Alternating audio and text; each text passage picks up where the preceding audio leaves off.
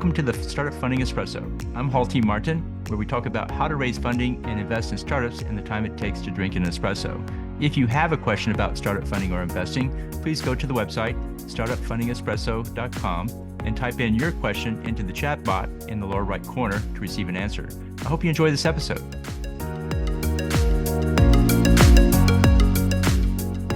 Hello, this is Hall T. Martin with the Startup Funding Espresso, your daily shot of startup funding and investing. The grant application process can take over 300 hours to complete. Take these steps to prepare to complete a grant application.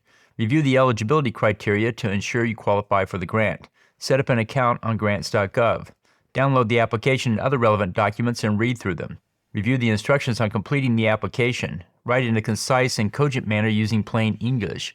Avoid jargon and spell out acronyms. Provide a logical ordering to the description so the grant reader can follow it. Connect charts and graphs to the body of the report with a clearly defined reference. And review the deadlines for grant submissions. Set up a target date for completing the application and plan out the work. And line up additional support to review your grant application before submitting it. Submit the grant registration on grants.gov, which can take up to 2 weeks to complete. Capture the unique identifier for your application for future reference. Consider these steps for preparing your application. Thank you for joining us for the Startup Funding Espresso, where we help startups and investors connect for funding. Let's go start something today. Hall T. Martin is the director of Investor Connect, which is a 501c3 nonprofit dedicated to the education of investors for early stage funding.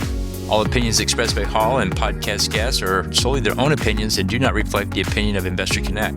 This podcast is for informational purposes only and should not be relied upon as a basis for investment decisions.